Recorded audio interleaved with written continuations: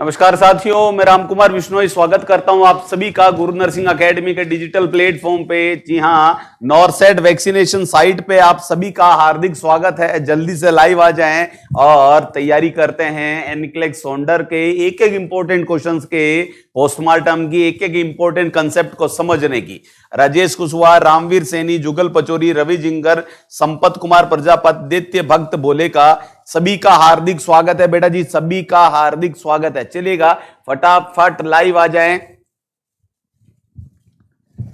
Good evening, good evening, good evening, good evening, सभी का हार्दिक स्वागत है। पंकज, विकास, अमृता, पूनम, सावी, अनिल कुमार पलसानिया, जुगल, रश्मि चाहर, जेके राजपूत, पारसमल जी ने, गुरमीत कौर, रविंदर सिंह, तनु जी ने, पूजा सोगरवाल, पूजा टोपो जी ने, शिवा शुक्ला, सचिन जी ने, अनिल कुमार पलसानिया, संपत कुमार प्रजापत, बेटा जी सभी का हार्दिक स्वागत है। चलिएगा, क्या बात है, वेरी गुड वेरी गुड। चलिएगा डियर, कुमारी सीमा जी भी हैं, शुभम टेलर है, हर हर महादेव, अशोक बदाला, श्रीराम भगवान जी, जेल यादव, राहुल सिंह चौहान। चलिएगा, बिल्कुल जबरा फैन कह रहे हैं कि राहुल सिंह जी। अजय शर्मा जी का भी स्वागत है, सुनील माही, श्रीराम भगवान जी, पीके, दित्य भक्त, सुनील शर्मा, विकास शर्मा। ओके डियर, चलेगा, सैल्यूट है, दोपहर का सेशन है, फटाफट आप चाय पी के बिल्कुल तरोताजा फील कर रहे हैं। और इसी ताजगी में स्टार्ट करते हैं नॉरसेट वैक्सीन एपिसोड नंबर 30। और पहला क्वेश्चन आपकी स्क्रीन पे ये रहा बेटा जी, क्या कह रहा है देखिएगा। क्वेश्चन को रीड आउट करते हैं, पहले ऑप्शंस भी आ गए हैं, कोई इश्यू नहीं है। क्वेश्चंस को रीड आउट करते हैं कि कहां का क्वेश्चन है। The nurse performs an assessment on a client newly diagnosed with rheumatoid arthritis। बिल्कुल, प्रीवियस क्लास में मैंने आपको कहा था कि जॉइंट का इन्फ्लामेशन होना आर्थराइटिस कहलाता है। जॉइंट का इन्फ्लामेशन होना क्या कहलाता है? आर्थराइटिस कहलाता है। और आर्थराइटिस बेसिकली तीन टाइप की थी। ओस्टियो आर्थराइटिस जो एज रिलेटेड होती है, रूमेटोइड आर्थराइटिस जो ऑटो इम्यून होती है, जो रूमेटोइड फैक्टर की वजह से होती है, और थर्ड गाउट जिसमें यूरिक एसिड का डिपोजिशन हो जाता है, आर्थराइटिस हो जाती है। So there are three varieties of arthritis. Question rheumatoid arthritis का है। The nurse expect का मतलब होना चाहिए, to note which early manifestation. देखिएगा, क्वेश्चन में बहुत गौर से पढ़िएगा, विच मैनिफेस्टेशन नहीं लिखा है, विच अर्ली मैनिफेस्टेशन लिखा है। कौन सी शुरुआती फीचर्स देखने को मिलेंगे, कौन सी बीमारी में? रूमेटोइड आर्थराइटिस में। कमेंट आने दीजिएगा। Fatigue, anorexia, weakness, low grade fever, joint deformity and joint inflammation. चलेगा, बिल्कुल कचौरी खाके हैं शुभम टेलर जी, स्वागत है। रिचा पटेल कह रहे हैं कि 1, 3 होगा, 4 होगा एंड 6 होगा। देखते हैं कि राइट आंसर क्या होगा। और सुबिता रणवा जी कह रहे हैं कि ई होगा एंड एफ होगा। 5 और 6 के लिए बोला जाता है। तनु जी ने 1, 2, 5, 6 के फेवर में, और सुनील माहिच 3, 5, 6 के फेवर में। देखते हैं कि बेटा जी ऊंट किस करवट बैठता है, राइट आंसर क्या होता है, फटाफट जवाब देते जाइएगा।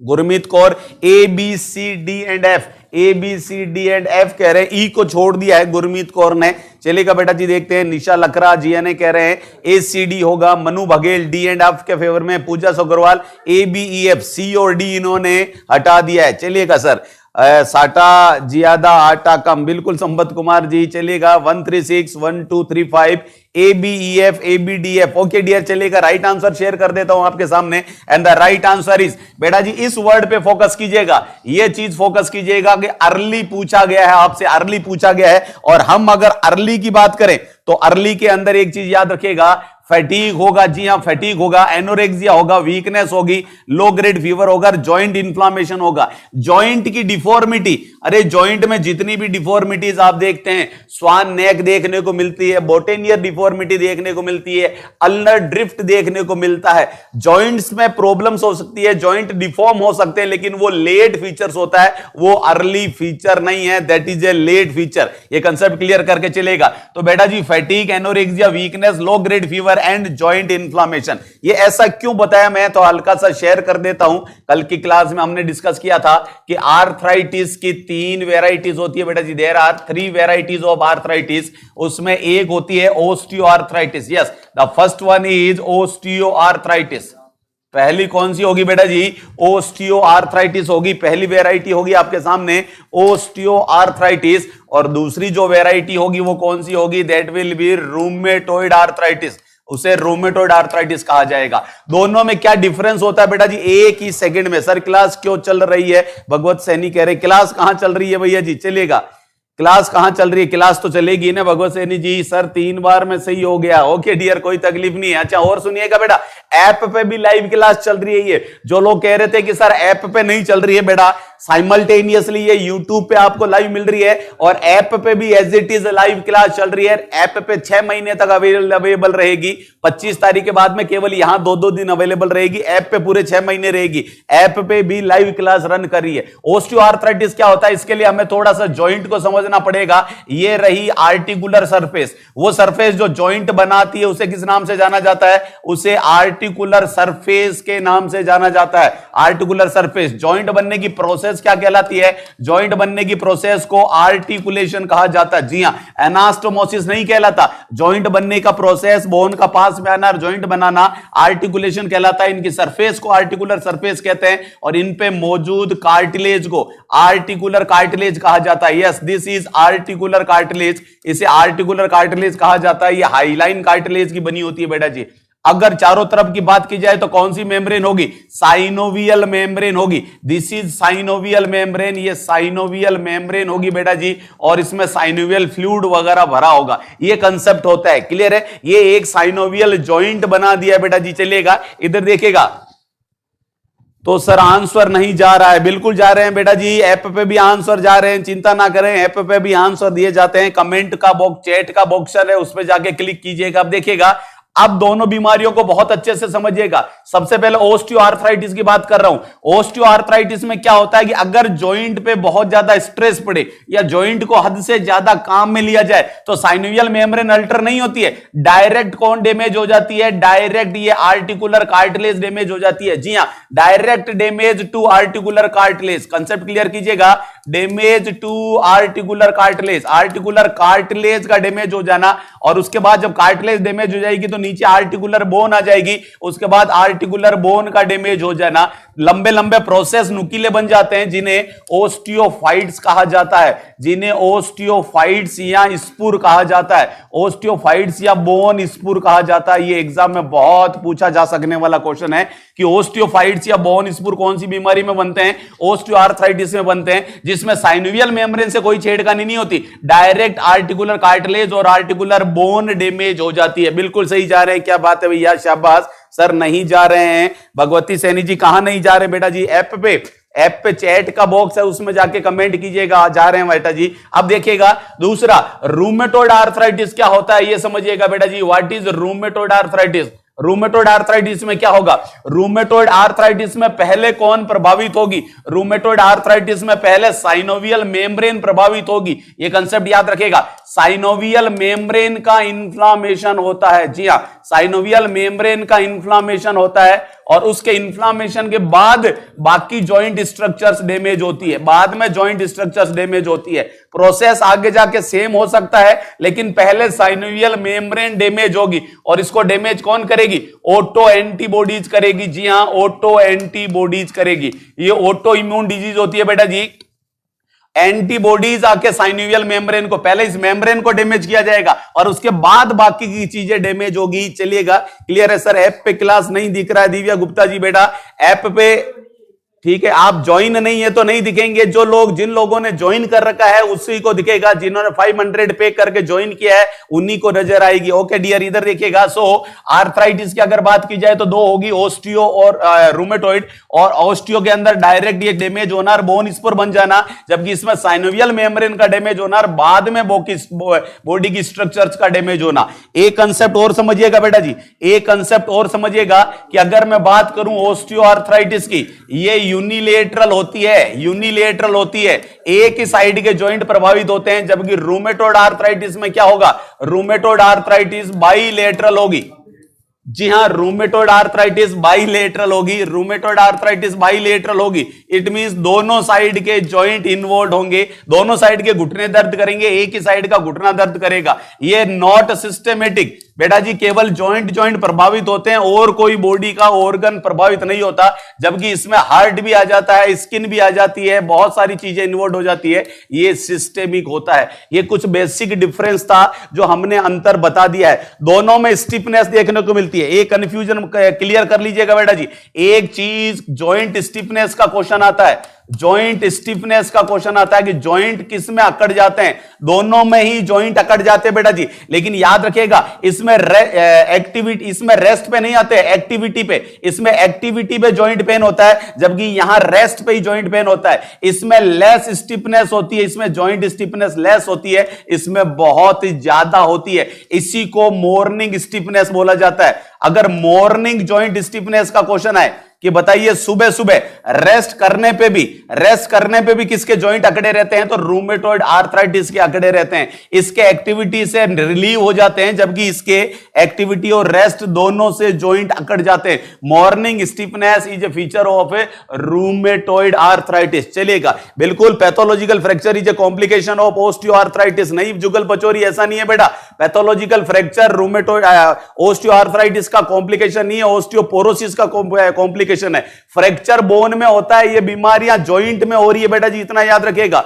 Early morning pain seen in osteoarthritis, Jugal Pachori बेटा, दोनों में देखने को मिलती है, लेकिन मॉर्निंग स्टिफनेस रूमेटॉइड आर्थराइटिस की निशानी होती है। ओस्टियोआर्थराइटिस और रूमेटॉइड आर्थराइटिस दोनों हो तो आपको रूमेटॉइड आर्थराइटिस सेलेक्ट करना है। चलेगा, बिल्कुल जी। अगले बात करते हैं, क्या बात है, वेरी गुड, बोनी एंकोलाइसिस। हां, बोनी एंकोलाइसिस और कॉम्प्लिकेशन है। चलिएगा, शाबाश, बहुत अच्छा क्वेश्चन पूछा बच्चे ने कि अगर किसी को रूमेटॉइड आर्थराइटिस होगी, ये देखिएगा, अगर किसी को रूमेटॉइड आर्थराइटिस होगी तो कौन प्रभावित होगी सर, सबसे पहले साइनोवियल मेम्ब्रेन प्रभावित होगी, उसके बाद ये आर्टिकुलर कार्टिलेज वगैरह डैमेज हो जाएगी, और क्या प्रॉब्लम हो जाएगी, जॉइंट पूरा स्टिफ हो जाएगा, जॉइंट फ्यूज हो जाएगा, फ्यूजन ऑफ जॉइंट हो जाएगा, there will be fusion of joint, joint stiff हो जाएगा, जॉइंट फ्यूज हो जाएगा, जिसे एंकाइलोसिस कहा जाता है। एंकाइलोसिस हो जाएगा, जॉइंट एंकाइलोसिस हो जाएगा, जॉइंट फ्यूज हो जाता है। कौन सी बीमारी में, रूमेटॉइड आर्थराइटिस में जॉइंट फ्यूज हो जाता है। ओके डियर, बिल्कुल सही बात समझ में आ रही है, क्या बात है, शाबाश शाबाश, वेरी गुड। अब क्वेश्चन की तरफ मूव करते हैं। क्वेश्चन ने क्या कहा, अगर कोई पेशेंट है जिसको रूमेटॉइड प्रॉब्लम से, रूमेटॉइड आर्थराइटिस है, यानी स्किन भी होगी, हार्ट भी होगा, बहुत सारी चीजें प्रभावित होगी, पेशेंट को फैटीग होगा, थकान फील होगी, एनोरेक्सिया फील होगा, वीकनेस फील होगी, रूमेटॉइड फैक्टर है तो हल्का फीवर भी फील होगा, जॉइंट में इन्फ्लामेशन तो है ही है, लेकिन जॉइंट में डिफॉर्मिटी आना, जॉइंट में डिफॉर्मिटी आना कैसे साइन होते हैं बेटा जी, कैसे फीचर्स होते हैं, लेट फीचर्स होते हैं। जी हाँ बेटा जी, याद रखिएगा, लेट फीचर्स होते हैं। कौन कौन सी डिफॉर्मिटी होती है, देखिएगा, कोई पूछ ले कि कौन कौन सी डिफॉर्मिटी होती है, तो हियर वी को एक डायग्राम से क्लियर कर लीजिएगा कि कौन कौन सी डिफॉर्मिटी होगी, नेक्स्ट क्वेश्चन से क्लियर हो जाएगा। चलेगा, वेरी गुड।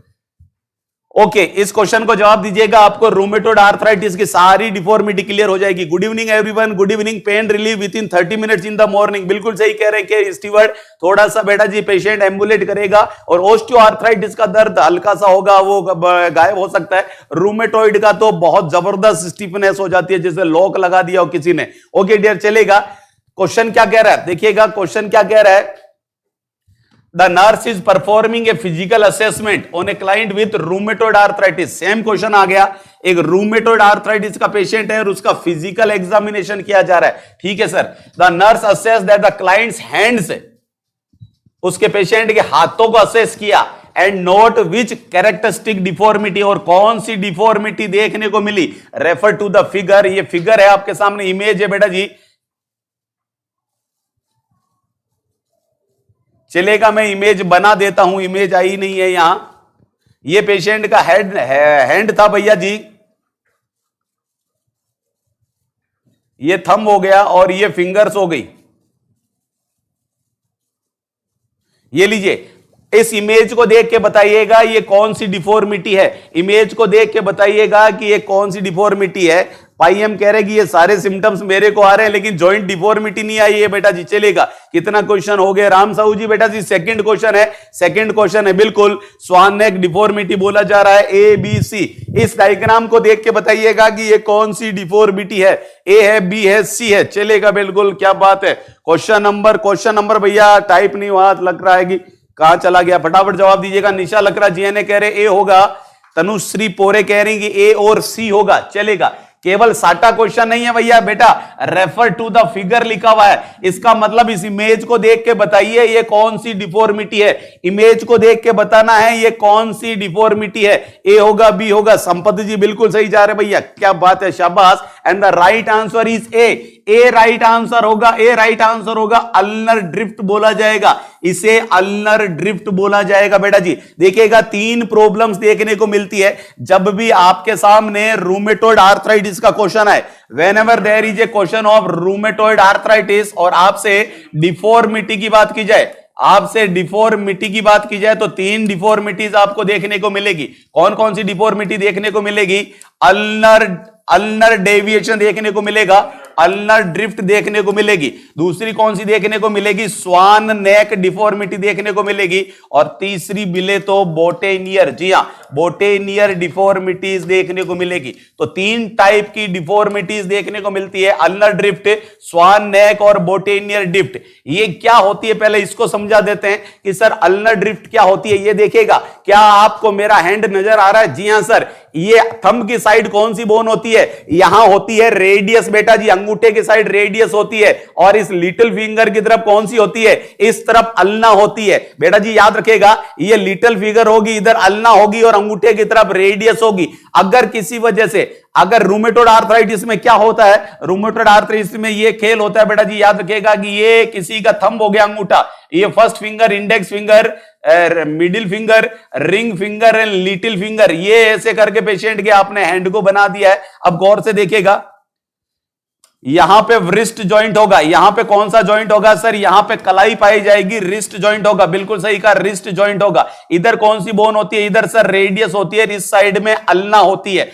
जब भी रूमेटॉइड आर्थराइटिस होगा, जब भी रूमेटॉइड आर्थराइटिस होगा तो यहां के जो लिगामेंट्स पाए जाएंगे, जी हां, जो अल्नर लिगामेंट्स होते हैं, अल्नर साइड के जो लिगामेंट्स होते हैं वो प्रभावित हो जाते हैं और उनकी शॉर्टनिंग हो जाती है, वो शॉर्ट हो जाते हैं। अल्नर साइड के जो लिगामेंट है, जो साइनोवियल मेम्ब्रेन है, इसे साइनोवाइटिस बोला जाता है। अल्नर साइड के साइनोवियल मेम्ब्रेन जो है उनका इन्फ्लामेशन हो जाएगा, वो शॉर्ट हो जाएंगे। और शॉर्ट हो जाएंगे तो हाथ ऐसे रहेगा या जिधर शॉर्ट होगा उधर झुक जाएगा, जिधर शॉर्ट होगा हाथ उस साइड में झुक जाएगा। जी हां, शॉर्ट इधर हो गया तो ये हैंड में क्या होगा? इस हैंड में रोटेशन हो जाएगा, हाथ इस लेफ्ट साइड में झुक जाएगा। ये लीजिए ऐसे झुक गया बेटा जी। अल्नर साइड में हाथ का रोटेट हो जाना अल्नर ड्रिफ्ट कहलाता है और ये रूमेटॉइड आर्थराइटिस में देखने को मिलता है। थंब की तरफ होती है रेडियस और लिटिल फिंगर की तरफ होती है अल्ना। तो लिटिल फिंगर की तरफ हाथ का ऐसे मुड़ जाना क्या कहलाता है? परमानेंटली मुड़ जाता है बेटा जी। ऐसे नहीं जैसे मैंने अभी किया फिर सीधा कर दिया, ऐसे नहीं होता। धीरे धीरे धीरे धीरे धीरे धीरे धीरे धीरे परमानेंटली पूरा हाथ ही ऐसे मुड़ जाता है and that condition is known as a ulnar drift बोला जाता है। ये रूमेटॉइड आर्थराइटिस का एक बहुत ही इंपॉर्टेंट फीचर होता है। चलेगा, बिल्कुल क्लियर हो गया। तो पहला तो आपको यहां डायग्राम बना के क्लियर कर दिया है what is ulnar drift. Ulnar drift क्या होता है समझ में आ गया? बिल्कुल समझ में आ गया सर। दूसरा देखिएगा, स्वान नेक और बोटेनियर डिफॉर्मिटी भी देखिएगा, ये भी रूमेटॉइड आर्थराइटिस में ही देखने को मिलती है।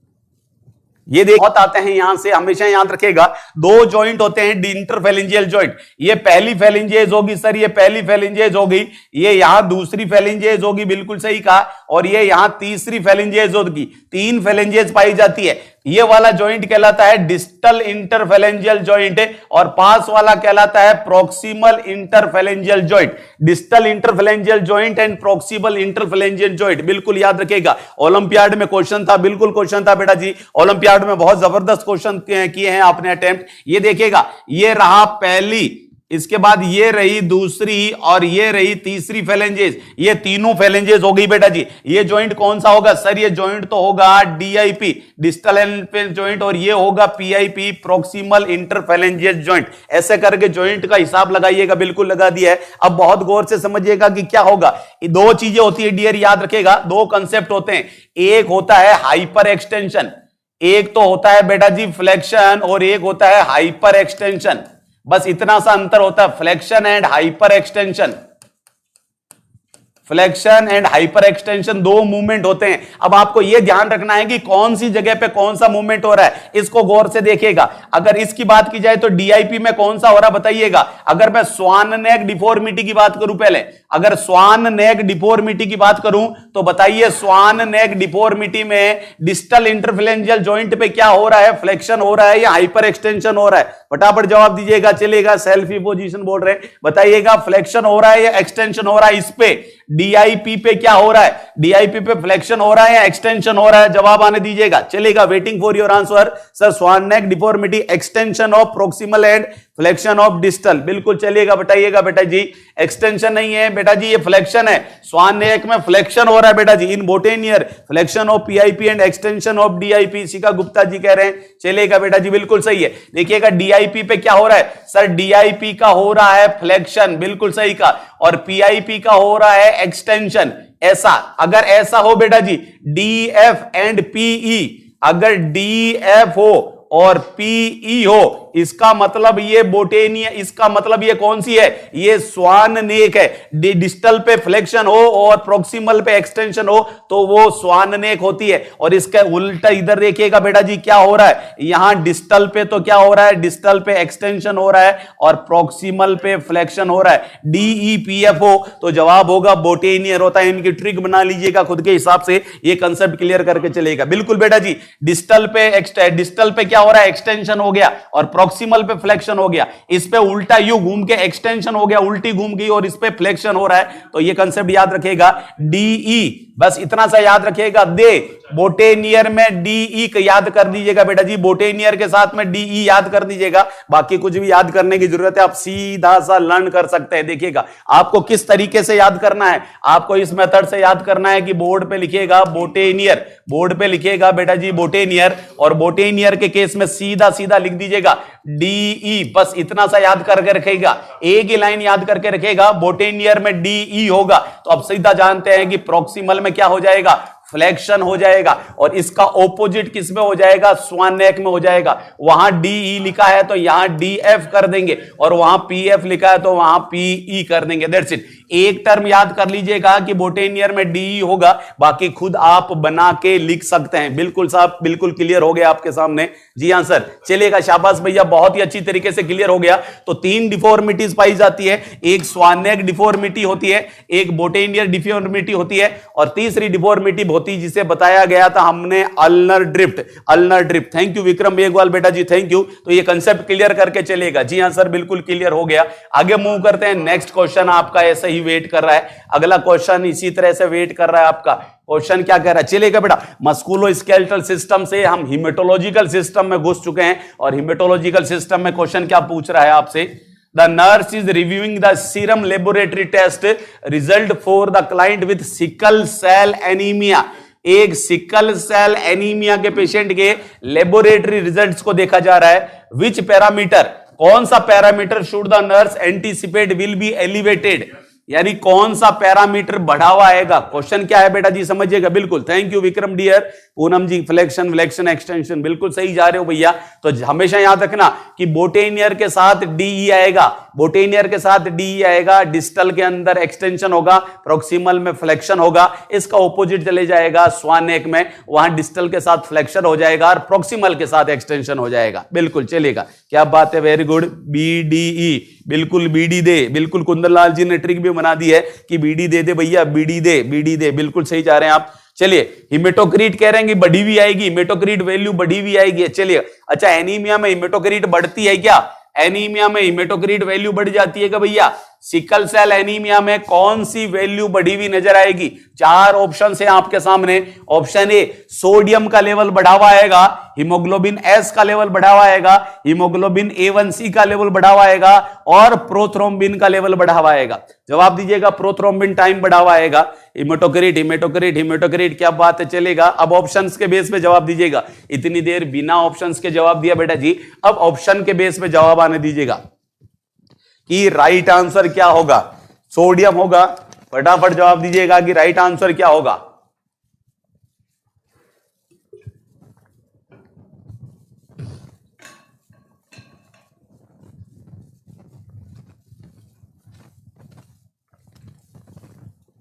सी होगा, निशा लखरा जी वापिस चले गए हैं। बी होगा, बी होगा, बी होगा, बी होगा, बी होगा, बिल्कुल सही है भैया। And the right answer is, बिल्कुल सही कहा, the right answer is B, बिल्कुल सही जानते हैं बच्चों जैसा क्वेश्चन है, हीमोग्लोबिन एस।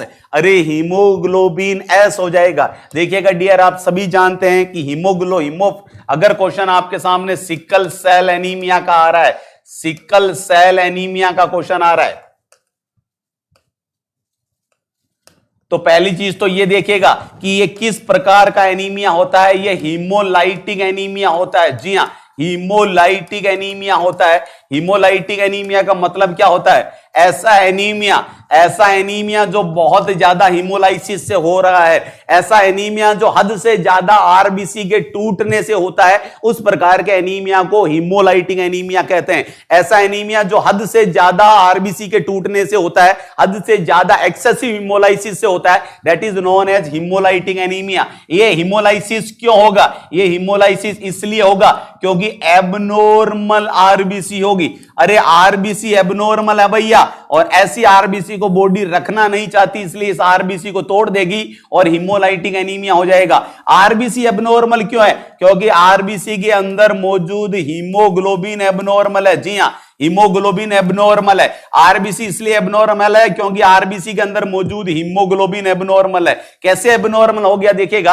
अब एक चीज आप सभी जानते हैं बेटा जी, हीमोग्लोबिन दो चीजों से मिलकर बना है। First one is haem and the second term is globin.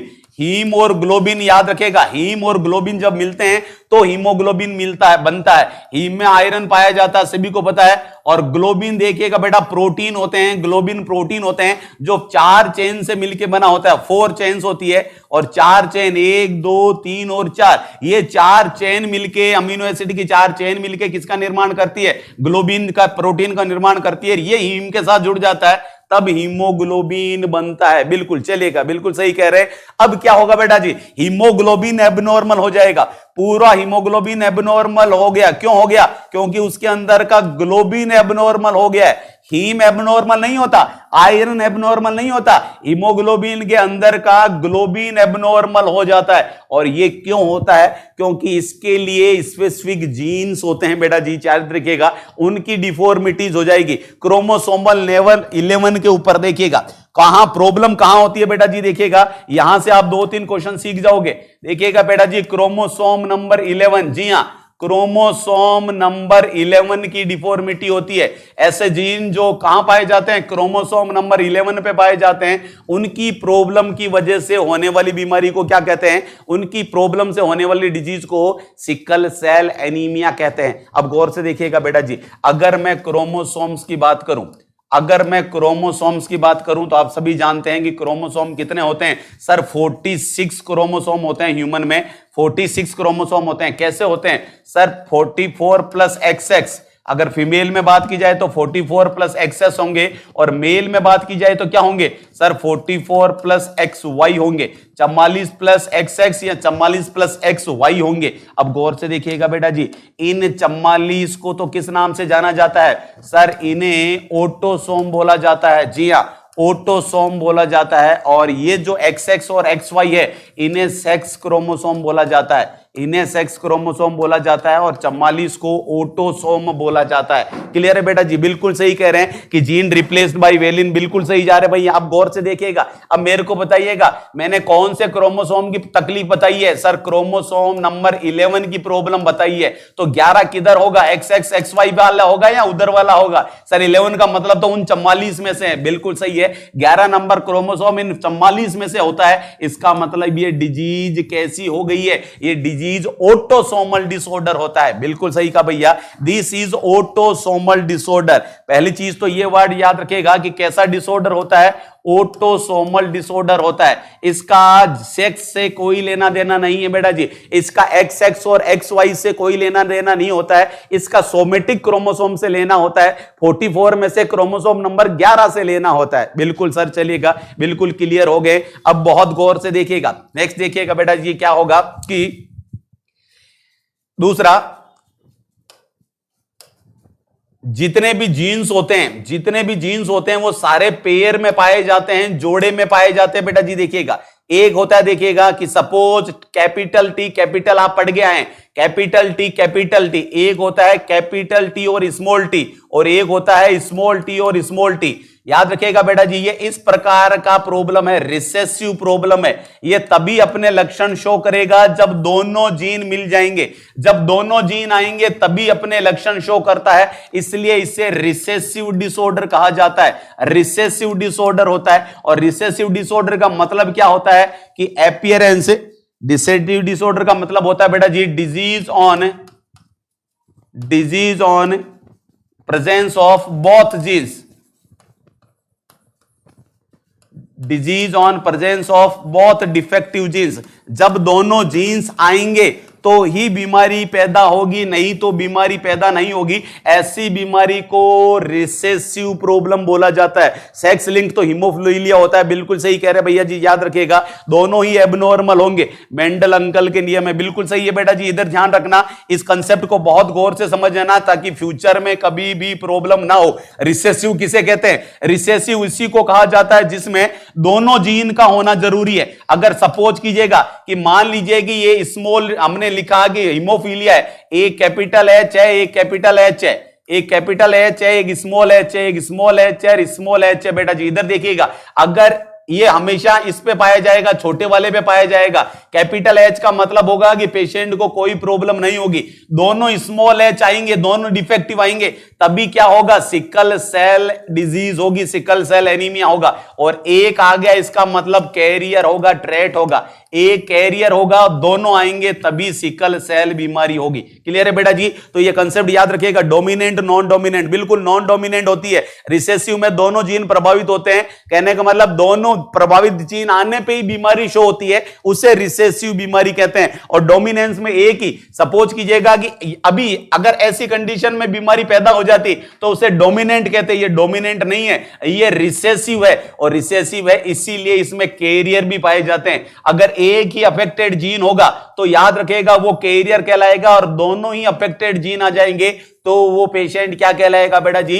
तो वो पेशेंट कहलाएगा आपका, जिसे कहा जाता है सिकल सेल डिजीज कहा जाता है। चलेगा, बिल्कुल सही कह रहे हैं, क्या बात है भैया जी। टीटी इंडिकेट कैरियर, बिल्कुल सही है, क्या बात है, शाबाश, बहुत ही अच्छे से आपको समझ में आ रहा है। इसका मतलब यहां से बहुत क्वेश्चन आते हैं। सो ये ऑटोसोमल रिसेसिव होगा, ऑटोसोमल रिसेसिव होगा। अच्छा, एक क्वेश्चन का जवाब दीजिएगा, एक क्वेश्चन आपके लिए नया फॉर्म कर रहा हूं, जवाब दीजिएगा। क्वेश्चन क्या है कि फादर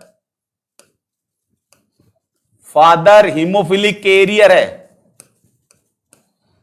और मदर सिकल सेल डिजीज से सफर कर रही है, तो बताइए उनकी जो एंसिस्टर्स होगी उसमें number of sickle cell disease daughters, कितनी जो संतानें होगी वो सिकल सेल डिजीज की होगी। फटाफट जवाब दीजिएगा। एक क्वेश्चन फॉर्म करके आपके सामने बता दिया गया है, चलेगा। अगर आपको समझ में आ गया तो फटाफट इस क्वेश्चन का जवाब दीजिएगा। फादर तो कैरियर है बेटा जी, फादर सिकल सेल कैरियर है, जी हां, फादर सिकल सेल ट्रेट है, कैरियर है, और मां को सिकल सेल एनीमिया है, सिकल सेल डिजीज है। इन दोनों की वजह से जो होने वाली संतानें हैं उनमें कितने सिकल सेल डिजीज से प्रभावित हो सकते हैं? फटाफट जवाब दीजिएगा। चलेगा सर, ऐप पर टेस्ट कब होगा? रिचपाल सिंह जी गुजर जी कह रहे हैं भैया होगा, बहुत ही जल्दी होगा, चिंता ना करें।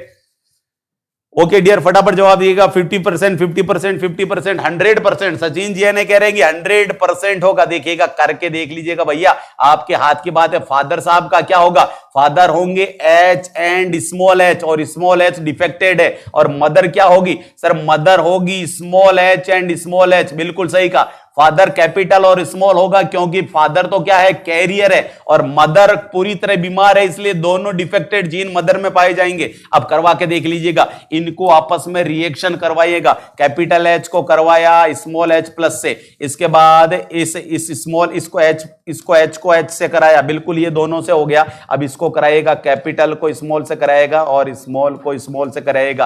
अब बहुत गौर से देखिएगा, ये दोनों ये देखिएगा, 50% पॉपुलेशन कैसी होगी? 50% पॉपुलेशन सिकल सेल डिजीज से प्रभावित होगी और 50% पॉपुलेशन कैसी होगी?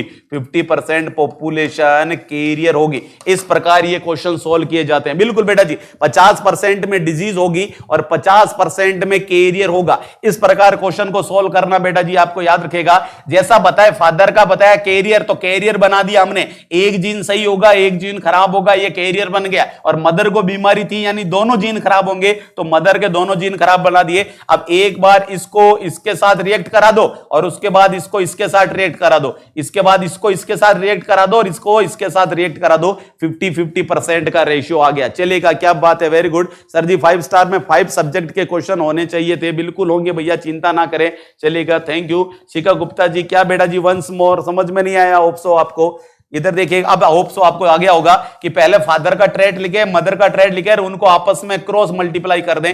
इस एच को इस एच से, इस एच को इसका इससे, फिर इसको इससे और इसको इससे, दैट्स इट, आपका रिजल्ट आ जाएगा। चलिए सर, बिल्कुल क्लियर हो गया है। और ये सब कुछ किसकी वजह से होता है? एबनॉर्मल हीमोग्लोबिन की वजह से होता है। इस जीन की वजह से क्या होता है बेटा जी, याद रखिएगा, ग्लूटामेट की जगह, जी हां, ग्लूटामेट अमाइनो एसिड की जगह कौन सा अमाइनो एसिड आ जाता है? वेलिन आ जाता है बेटा जी, याद रखेगा। ये सिस्टम याद रखेगा, इन अमाइनो एसिड को याद रखेगा कि कौन कौन से अमाइनो एसिड का एक्सचेंज हो जाता है। याद रखेगा, ग्लूटामेल की जगह किसका आ जाता है बेटा जी? चलेगा, वेलिन का लोचा हो जाता है। एबनॉर्मलिटी तो 100% होगी, बिल्कुल होगी सचिन जी ने, एबनॉर्मलिटी 100% होगी। लेकिन क्वेश्चन में मैंने सिकल सेल डिजीज पूछा था। क्वेश्चन में सिकल सेल डिजीज कितनों को होगी पूछा था बेटा। सिकल सेल डिजीज 50% को होगी, एबनॉर्मलिटी नहीं पूछा था, सिकल सेल डिजीज पूछा था, वो 50% को होगी। चलेगा बेटा जी, बहुत अच्छे से समझ में आ गया क्या है? बिल्कुल वेलिन आ जाता है, बिल्कुल सही कह रहे भैया। ग्लूटामेट की जगह कौन अधिकार जमा लेता है? वेलिन अपना अधिकार जमा लेता है। क्लियर है? आरबीसी की शेप कैसी हो जाती है? नॉर्मल आरबीसी कैसी होती है? ऐसी होती है sir, normally RBC discoid shape होती है। लेकिन अगर इसी टायर को आप पलट के देखें तो ये टायर को पलट के देखने पे दोनों साइड से खड्डे नजर आएंगे, यानी कैसी होगी? ये बाइकॉनकेव होगी। नॉर्मल आरबीसी की शेप डिस्कोइडल प्लस बाइकॉनकेव होती है, जबकि इस केस में आरबीसी कैसी हो जाएगी? ऐसी हंसिया जैसी हो जाएगी, सिकल सेल शेप आरबीसी हो जाती है, सिकल शेप की आरबीसी हो जाती है। बॉडी सोचती है मेरी आरबीसी ही नहीं है, बॉडी सोचती है मेरी आरबीसी नहीं है, और बॉडी का इम्यून सिस्टम इसको डिस्ट्रॉय कर देता है, हीमोलाइसिस कर देता है। उसकी वजह से होने वाले एनीमिया को सिकल सेल एनीमिया कहते हैं। बिल्कुल बेटा जी, सिकल सेल बोलिएगा या क्रिसेंट सेल बोलिएगा, सिकल सेल बोलिए या क्रिसेंट सेल बोलिएगा, चांद के आकार की बोलिएगा, कोई फर्क नहीं पड़ता, हसिया के आकार की हो जाती है। बिल्कुल सही कहा। ओके डियर, नेक्स्ट क्वेश्चन की तरफ मूव करते हैं। नेक्स्ट क्वेश्चन की तरफ, ये किसका इसमें बढ़ जाता है? हीमोग्लोबिन A1C डायबिटीज मेलाइटस में बढ़ जाता है, ये ब्लीडिंग डिसऑर्डर्स में बढ़ जाएगा, ब्लीडिंग डिसऑर्डर में बढ़ जाएगा। ओके डियर, चलेगा, आगे मूव करते हैं। नेक्स्ट क्या कहता है? बहुत ही अच्छा क्वेश्चन है, बहुत ही अच्छा क्वेश्चन है। बिल्कुल, O2 कैरिंग कैपेसिटी बहुत कम हो जाएगी, बिल्कुल सही कह रहे हैं, बहुत सारी प्रॉब्लम्स हो जाएगी। अब क्वेश्चन आ रहा है संतरे की गोली जैसी। A client is admitted to the hospital with sickle cell crisis। Sickle cell anaemia का क्वेश्चन नहीं है, सिकल सेल क्राइसिस का क्वेश्चन है, सिकल सेल के कॉम्प्लिकेशन का क्वेश्चन है। Which clinical indicator of this disorder should the nurse monitor the client? देखिएगा, sickle cell crisis का क्वेश्चन है और ऑप्शंस आ गए आपके पास में 4। सिकल सेल क्राइसिस में क्या होगा? पेशेंट को पेन होगा, पेशेंट को डायरिया होगा, ब्रेडिकार्डिया होगा या ब्लड विजन होगा? राइट आंसर आने दीजिएगा। चलेगा, बिल्कुल, क्राइसिस में मैनेजमेंट क्या होगा? बिल्कुल राम साहू जी भैया, वो क्वेश्चन आएंगे, सारे क्वेश्चन आएंगे, चिंता ना करें, वही तो क्वेश्चन हैं जो करवाने हैं यहाँ, वो बिल्कुल आएंगे।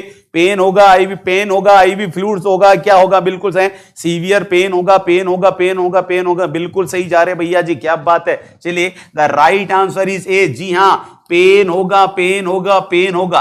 देखिएगा क्या होते हैं बेटा जी, 2 प्रकार के सिकल सेल क्राइसिस जो होता है, ये सिकल सेल क्राइसिस बोले तो एक तो होता है वैसो ओक्लूसिव क्राइसिस, एक होता है वैसो ओक्लूसिव क्राइसिस बोला जाता है, जिसे वैसो ओक्लूसिव क्राइसिस होता है। एक स्प्लेनिक सिक्वेस्ट्रेशन भी होता है, एक स्प्लेनिक सिक्वेस्ट्रेशन भी होता है।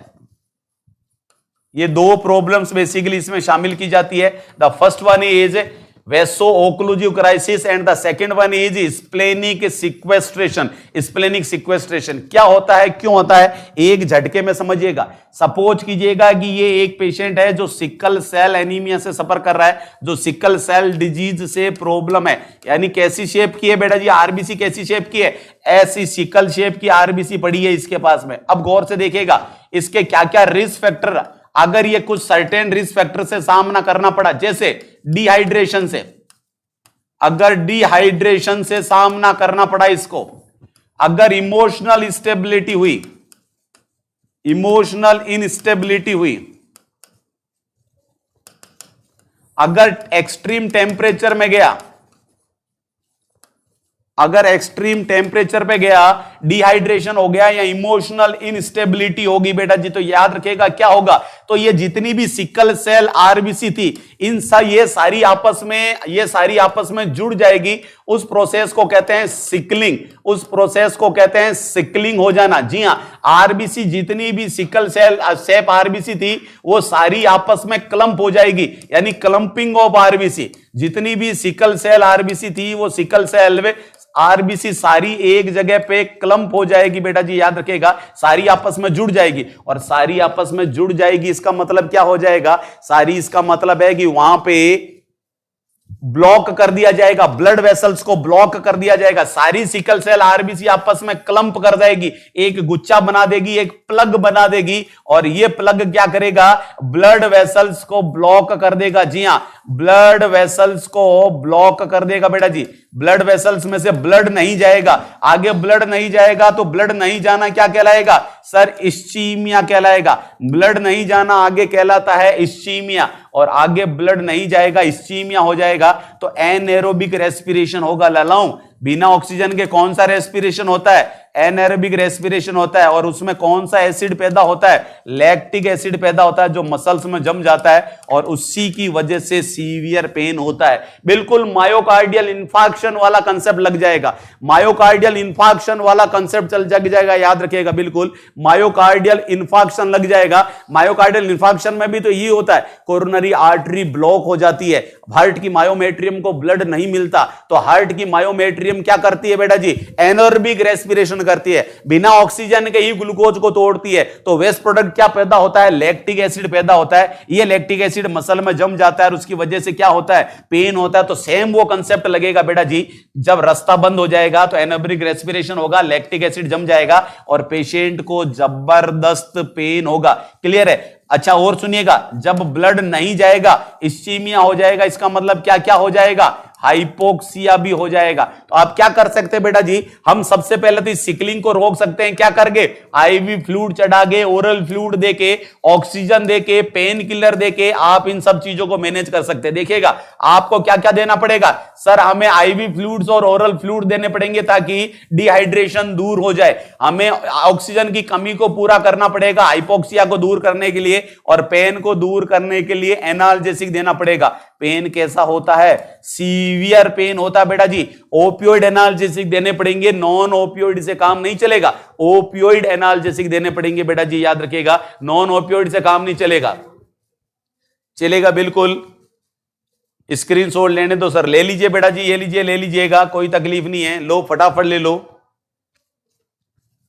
ओके डियर, अब होप्स हो गया आपको समझ में आ गया होगा। जी हां सर बिल्कुल समझ में आ गया। अब गौर से देखिएगा, अगर ब्लड वेसल्स इस रास्ते से ब्लॉक हो जाती है तो उसे वेसो ओक्लूसिव क्राइसिस कहा जाता है, वेसो ओक्लूसिव क्राइसिस कहा जाता है, और इसकी वजह से पेशेंट को क्या होगा, जबरदस्त पेन होगा उस खास जगह पे।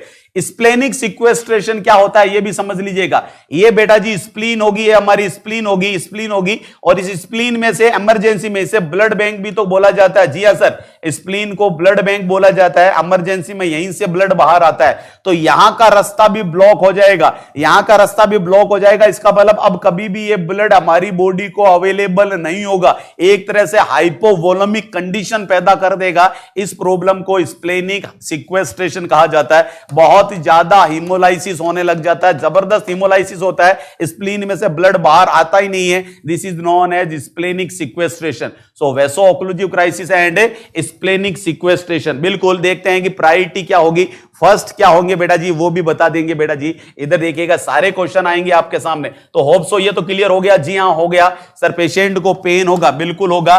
डायरिया नहीं होगा, टैकीकार्डिया होगा, ब्रेडिकार्डिया नहीं होगा बेटा जी, टैकीकार्डिया होगा। और विजन से कोई लेना देना नहीं है। पेन होगा तो टैकीकार्डिया होगा। अगला क्वेश्चन बिल्कुल इसी तरह का आ गया। अब आप जवाब दे पाएंगे कि पहला क्या करेंगे, बाद में क्या करेंगे, अब आराम से जवाब दे पाएंगे। बिल्कुल प्रायोरिटी के लिए आएगा। सभी लाइक कर दें क्लास को।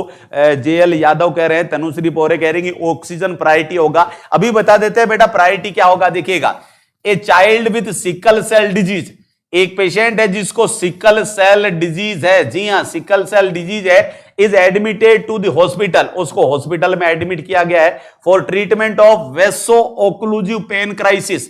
कौन सा क्राइसिस हो गया बेटा जी उसमें, स्प्लीन वाला नहीं हुआ है, ब्लड वेसल को ब्लॉक करने वाला और उसकी वजह से पेन पैदा होने वाला क्राइसिस हुआ है, वेसो ओक्लूसिव पेन क्राइसिस हो गया है। The nurse should plan for which intervention in the care of client, कौन कौन से इंटरवेंशंस लिए जाएंगे। और साटा क्वेश्चन है बेटा जी, select all that apply question है। Yes this is a SATA question, select all that apply question है बेटा जी, साटा क्वेश्चन है। चलिएगा फटाफट देखिएगा ऑप्शंस कौन कौन से, चार ऑप्शंस आगे। क्या क्या किया जाएगा, फ्लूइड का इंटेक बढ़ाया जाएगा, ऑक्सीजन एडमिनिस्टर की जाएगी, फ्रीक्वेंट पेन असेसमेंट किया जाएगा, आईवी फ्लूइड दिया जाएगा और मेपरिडिन हाइड्रोक्लोराइड दी जाएगी। मेपरिडिन बोले तो ओपियोइड एनाल्जेसिक के लिए बात कर रहा है कि ओपियोइड एनाल्जेसिक दी जाएगी। फटाफट जवाब दीजिएगा, राइट आंसर क्या होगा देखते हैं इनमें से कौन सी।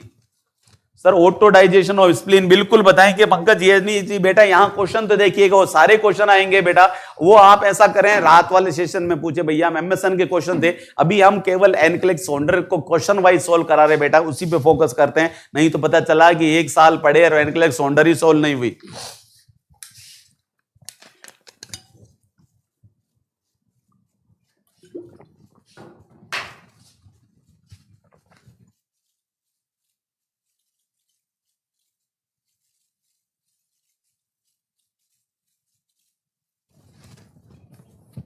One two three four five ऐसा बोला जा रहा है। रश्मि चाहर कह रहे हैं कि सर पांचों होंगे, एक दो तीन चार पांच भी होगा। क्या बात है, वेरी गुड।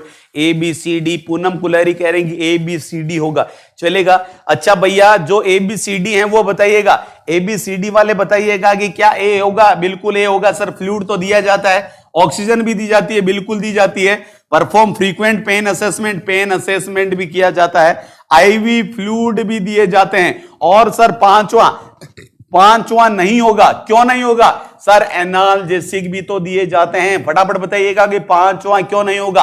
आपसे क्वेश्चन पूछ रहा हूं भैया, एनाल्जेसिक दिए जाएंगे और पेशेंट को सीवियर पेन होता है, पेशेंट को सीवियर पेन होता है तो कौन से एनाल्जेसिक दिए जाते हैं, ओपियोइड एनाल्जेसिक दिए जाएंगे। माइल्ड मॉडरेट में नॉन ओपियोइड होते हैं, सीवियर पेन में ओपियोइड अफीम वाले एनाल्जेसिक्स होते हैं। तो ये क्यों नहीं होगा, फटाफट बताइएगा कि ये क्यों आंसर नहीं होगा, फटाफट बोलिएगा बेटा जी।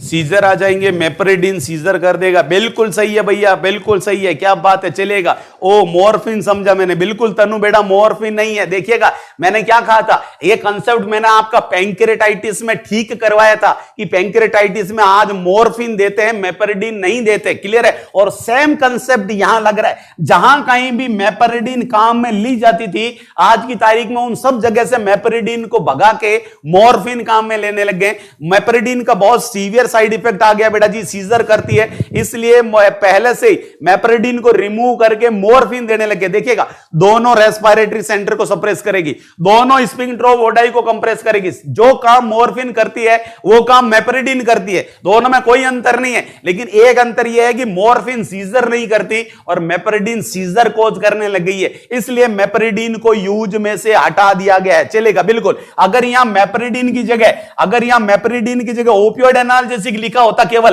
तो आप राइट कर देते। तो यहां मोपरिडिन की जगह अगर मॉर्फिन लिखा हो तो तो याद रखना आपका आंसर राइट होगा। अगर मोरफिन लिख दे तो आपका आंसर राइट चला जाएगा। बिल्कुल पेन को दूर करने के लिए मोरफिन दिया जाएगा बेटा जी, मेपरिडीन नहीं दिया जाएगा क्योंकि ये सीजर कोज करेगी। तो राइट आंसर क्या होगा? ए होगा, बी होगा, सी होगा एंड डी होगा। मेपरिडीन की कमियों की वजह से पांचवें आंसर को नेग्लेक्ट कर दिया गया है। अब बच्चे बार बार एक क्वेश्चन पूछ रहे थे कि सर फर्स्ट प्रायोरिटी किसको देंगे, सर फर्स्ट प्रायोरिटी किसको देंगे, फर्स्ट प्रायोरिटी किसको देंगे? चलेगा, बिल्कुल मोरफिन नहीं समझना है बेटा, रश्मि बेटा मेपरिडीन लिखा हुआ था, मोरफिन नहीं, थोड़ा गौर से पढ़िएगा अच्छे से। अब क्वेश्चन क्या कह रहा हूं बेटा जी, फर्स्ट प्रायोरिटी वाइज बताइएगा मुझे कि पहली प्रायोरिटी किसको देंगे, दूसरी किसको देंगे, तीसरी किसको देंगे। Tell me the answer, priority के हिसाब से बताइएगा। सबसे पहला काम क्या होगा अब देखते हैं कि बिल्कुल राइट आंसर क्या होगा, फटाफट बताइएगा। चलिए बेटा जी, चलिएगा चलिएगा, शाबाश शाबाश शाबाश। ए होगा, बी होगा, सी होगा, ABC रूल। बिल्कुल बी के लिए बताया जा रहा है, हाइड्रेशन के लिए बताया जा रहा है कि पेन मैनेजमेंट प्रायोरिटी होगा, ऐसा बोला जा रहा है। चलेगा, वेरी गुड भैया। ओ होगा, बी होगा, सी होगा, डी होगा। पेन फर्स्ट, तन्वी जी कह रहे हैं pain first, oxygen, pain management first होगा।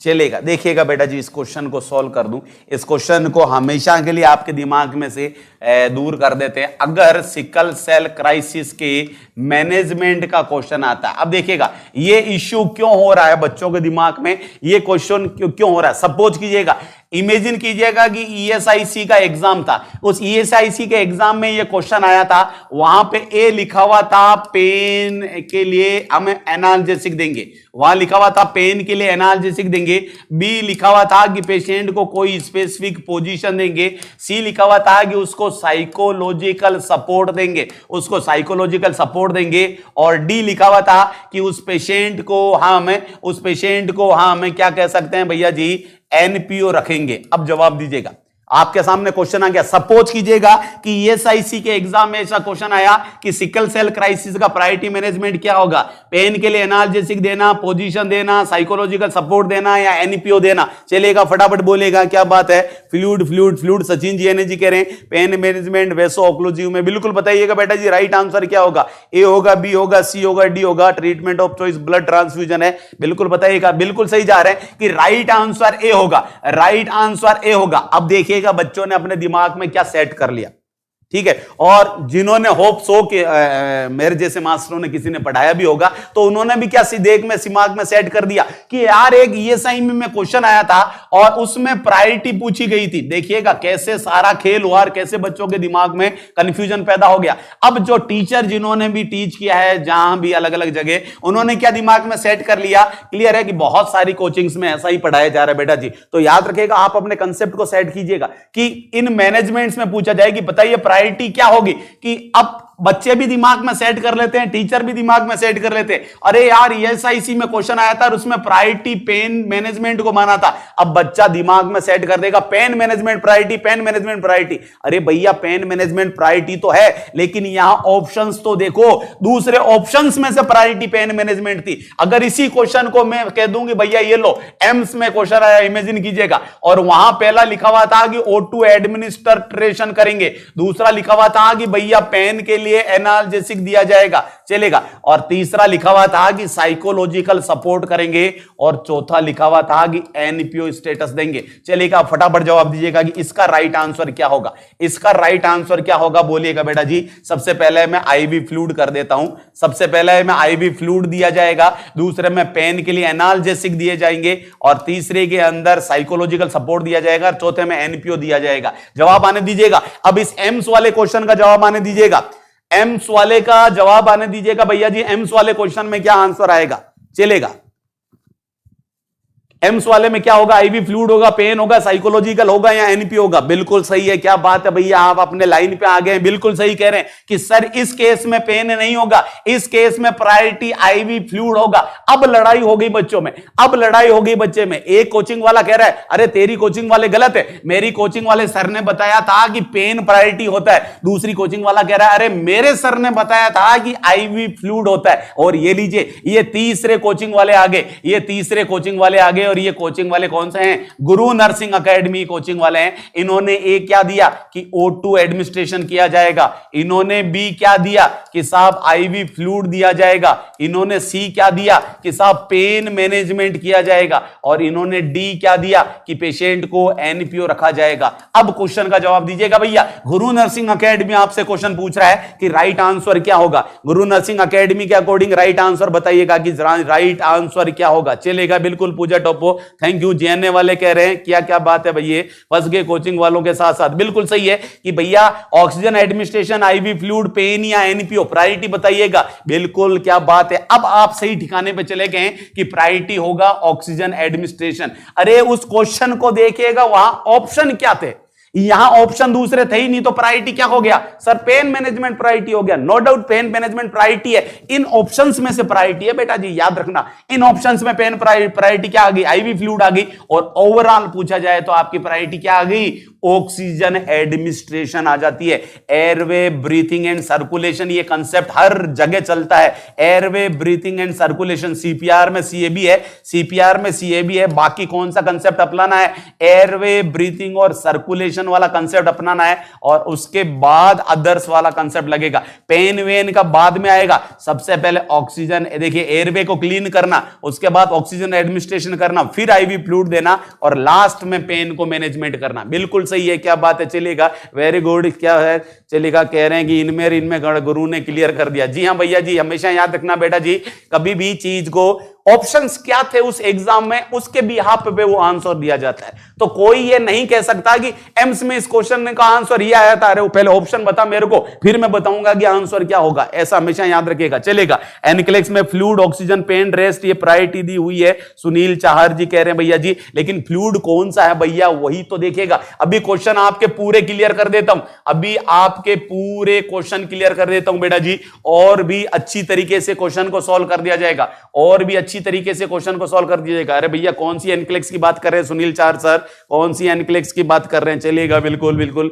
आप मौजमी की बात कर रहे हैं या किसकी कर रहे हैं? ओके, आईवी फ्लूइड से और एक ओरल फ्लूइड से। अब इस क्वेश्चन का जवाब दीजिएगा। ये लीजिएगा, आपके सामने क्वेश्चन आ गया है। अब जवाब दीजिएगा कि राइट आंसर क्या होगा। पेशेंट के फ्लूइड इनटेक को बढ़ाओगे, फटाफट जवाब दीजिएगा। पेशेंट के फ्लूइड इनटेक को बढ़ाओगे, फटाफट जवाब दीजिएगा। कहां गया क्वेश्चन? अब प्रायोरिटी एक्शन बताइए। चलिए अगला क्वेश्चन इसी बेस पे है, उसके आधार पे आपको सारे क्वेश्चन क्लियर हो जाएंगे। ये लीजिए, अगला क्वेश्चन इसी बेस पे है, उसके बाद में सारे जवाब आ जाएंगे। नीतू कुमारी जी बेटा जी, कौन से एनक्लेक्स में है ये तो बताइएगा। फ्लूइड क्यों नहीं आएगा? फ्लूइड आएगा ना, किसने कहा?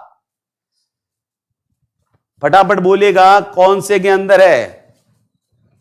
बिल्कुल सचिन जी कह रहे हैं कि उगली ने पेन बता दिया। भैया सारे कंसेप्ट मैंने क्लियर कर दिया। वो इसीलिए कंफ्यूज हो रहे हैं क्योंकि अलग अलग एग्जाम में ये क्वेश्चन आए हुए हैं और ऑप्शंस अलग अलग थे। तो किसी एग्जाम ने पेन को माना, किसी ने किसी को माना। मेरी सलाह आपको हमेशा ये रहेगी कि airway breathing circulation, A B और सी, ए बी और सी, जी हां, ए बी और सी के बेस पे क्वेश्चन को सॉल्व कीजिएगा। चलेगा, क्वेश्चन क्या कह रहा है कि the nurse is reviewing the health care providers prescription for a child who was admitted to the hospital with vaso occlusive pain crisis. जी हां, वैसो ओक्लूसिव पेन क्राइसिस हो गया पेशेंट में। Which health care prescription should the nurse question? कौन से prescription पे अंगुली उठाएगा? डॉक्टर ने ऐसी कौन सी बात लिख दी जिस पे क्वेश्चन किया जाएगा, जिस पे अंगुली उठाई जाएगी? सबसे पहला कि बेड रेस्ट दो ताकि ऑक्सीजन की जरूरत ही ना पड़े और पेशेंट में पेन पैदा ही नहीं हो। आईवी फ्लूइड दो, सप्लीमेंटल ऑक्सीजन दो और मेपरिडीन हाइड्रोक्लोराइड दो। चलेगा, क्या बात है, वेरी गुड। फटाफट जवाब दीजिएगा। चलेगा, ओके डियर, क्या बात है। बोलेगा दीवाने के स्टीवर्ड कुछ लिख रहे हैं। चलेगा, जो भी है भैया, अकॉर्डिंग टू ऑप्शन बिल्कुल सही है। सौंडर सेकंड साउथ एडिशन में बेटा जी। सुनील चाहर, ये जो बुक हम सॉल्व करवा रहे हैं ये South Asia edition first question answer based है। तीसरे में देखिएगा, तीसरा लेटेस्ट आ गया बेटा, उसमें मॉडिफाई कर दिया गया है। सुनील चाहर तीसरा NCLEX South East Asia edition comprehensive NCLEX के थर्ड एडिशन में इसे सही कर दिया गया है। चलेगा, डी होगा, डी होगा, डी होगा, बिल्कुल सही है भैया। आप द राइट आंसर इज मेपरिडीन। जी हां, रेस्ट दिया जाएगा, बिल्कुल सही है। आईवी फ्लूइड दिए जाएंगे,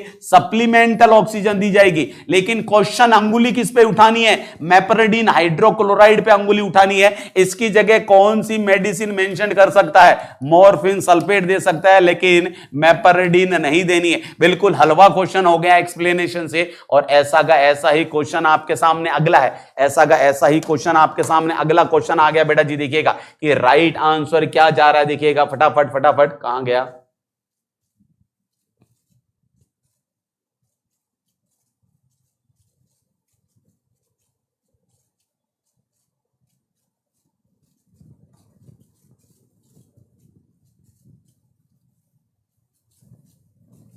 क्वेश्चन को रीड आउट कीजिएगा, क्वेश्चन को रीड आउट कीजिएगा, तब तक मैं इसके ऑप्शंस आपके सामने मेंशन कर देता हूं। क्वेश्चन को रीड आउट कीजिएगा भैया जी, फटाफट फटाफट रीड आउट कीजिएगा क्वेश्चन को।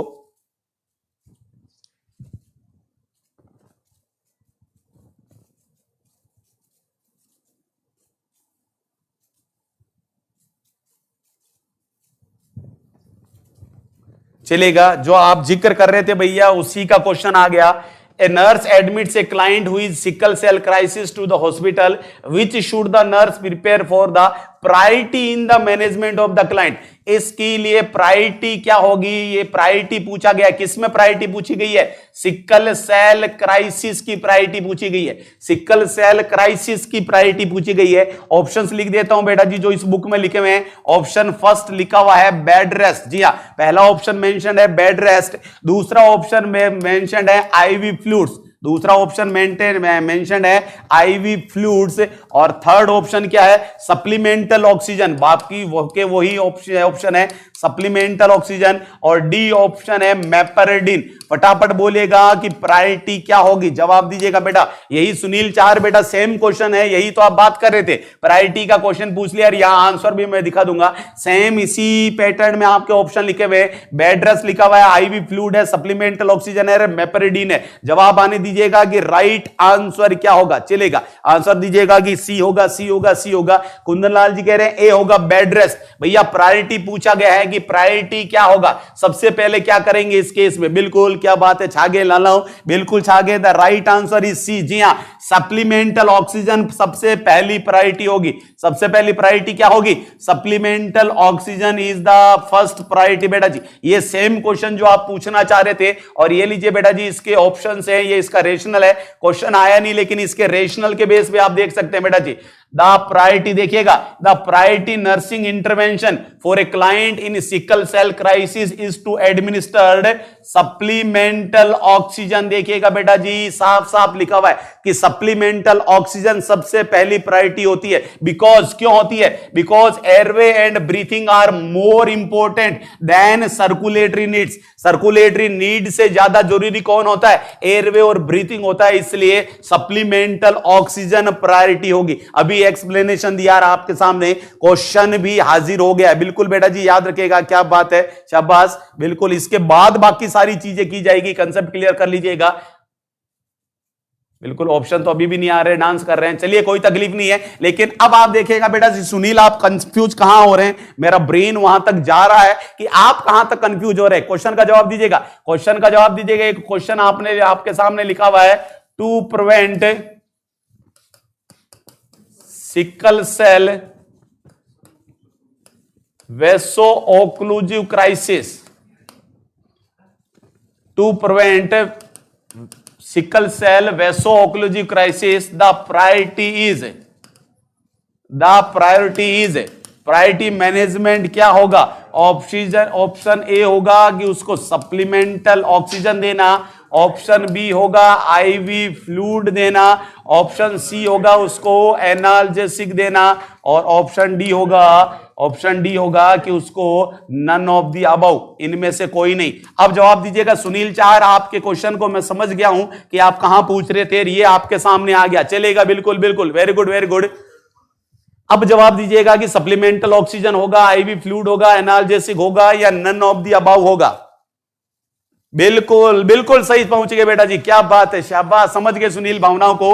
अरे प्रिवेंशन के लिए क्वेश्चन पूछा था, प्रिवेंशन के लिए आप जबरदस्ती ऑक्सीजन नहीं दोगे। कब होता है सिकल सेल क्राइसिस, कब होता है, जब सिकलिंग होती है। अरे कब होता है, जब सिकलिंग होती है। और सिकलिंग का मतलब क्या होगा कि आरबीसी ऐसी सिकल सेल हो गया, आपस में क्लम्प हो जाएगी, आपस में जुड़ जाएगी। अगर दो चीजें आपस में जुड़ती है तो उनको दूर करने के लिए किसकी जरूरत पड़ती है, फ्लूइड की जरूरत पड़ती है बेटा जी, फ्लूइड की जरूरत पड़ती है। अगर सिकलिंग हो रही है यानी ये चिपक रही है तो चिपकन को दूर करने के लिए, चिपकने से रोकने के लिए फ्लूइड की जरूरत पड़ेगी, ऑक्सीजन की जरूरत नहीं पड़ेगी। So your right answer will be IV fluid. Prevention के केस में क्या होगा, आईवी फ्लूइड होगा। और मैनेजमेंट के केस में क्या होगा, सप्लीमेंट्री ऑक्सीजन होगा। मैं पहुंच गया हां जहां तक आप चाह रहे हैं बेटा जी, समझ में आया क्या। प्रिवेंशन का क्वेश्चन आए तो आईवी फ्लूइड प्रायोरिटी होगी, क्योंकि ये सिकलिंग को रोकता है, ब्लड वेसल्स को ओक्लूड नहीं होने देता। क्लियर है, बिल्कुल बिल्कुल सही जा रहे हैं भैया, शाबाश, जीते हो। अरे क्या चल रहा है, क्या कंसेप्ट समझ रहे हैं आप जबरदस्त तरीके से।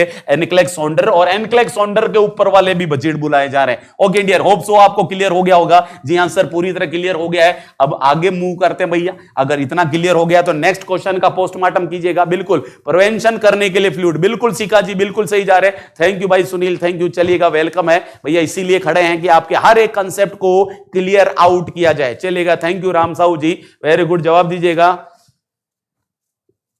थैंक यू अशोक, स्नेहा, सचिन, क्या बात है। नॉर्थ से 21 बिल्कुल लक्ष्य है भैया, और फोड़ के रहना है, उसको अचीव करके रखना है। चलेगा, भावनाओं को समझते हैं गुरुजी आप भी, बिल्कुल भैया, मैं भी स्टूडेंट रह चुका हूं। चलेगा, जब कई बार उधेड़ धुन चलती है दिमाग में कि यार बार बार ऐसा पढ़ा है, एनक्लेक्स में ऐसा पढ़ा है, सर ऐसा क्यों बता रहे हैं, सर गलत बता रहे हैं, एनक्लेक्स को गलत बता रहे हैं क्या, तो कई बार बच्चों में डिस्प्यूट होता है, तो उसको क्लियर करना जरूरी होता है डियर। अच्छा, जवाब दीजिएगा।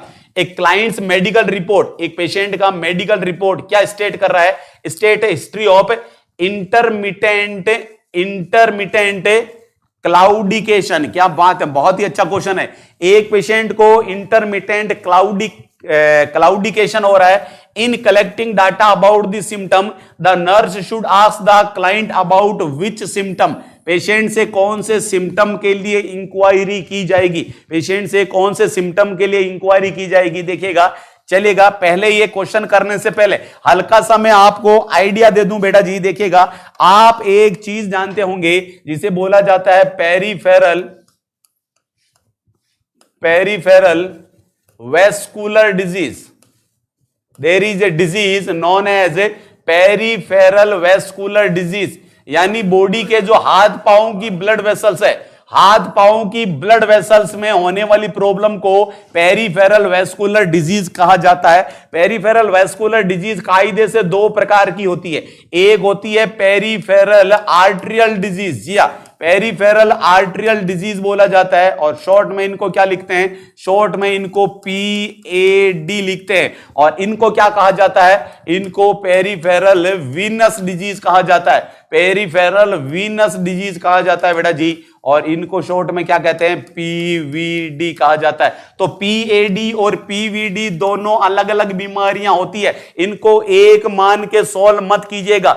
PAD और PVD अलग अलग बीमारियां होती है। PAD का मतलब होता है कि दूर दराज हाथ पैरों की आर्टरी में होने वाली प्रॉब्लम, और PVD का मतलब होगा दूर दराज के पैरों में होने वाली प्रॉब्लम। अब एक कंसेप्ट से आप सारी बीमारी का तामझाम समझ जाएंगे। देखिएगा, अगर ये किसी का लेग है, अगर ये किसी का लेग है और ये ब्लड कौन लेके जा रही है कि सर ये आर्टरी जा रही है, जी हां, ये ब्लड लेके कौन जा रही है भैया जी, आर्टरी लेके जा रही है। और इंप्योर ब्लड को लेके कौन आ रही है, इंप्योर ब्लड को सर वेन लेके आ रही है, जी हां, वेन वापस लेके आ रही है। और नीचे कौन लेके जा रही थी, आर्टरी लेके जा रही थी। यहां पे भी एक डायग्राम और बना देते हैं, देखिएगा, यहां पे भी हम एक डायग्राम और बना देते हैं, उसमें भी यही सीन रख देते हैं बेटा जी। आर्टरी नीचे ब्लड लेके जा रही है, जस्ट नीचे ब्लड लेके कौन जा रही है, आर्टरी लेके जा रही है। ऊपर की तरफ इंप्योर ब्लड लेके कौन आ रही है, ऊपर की तरफ वेन है जो इंप्योर ब्लड को लेके आ रही है।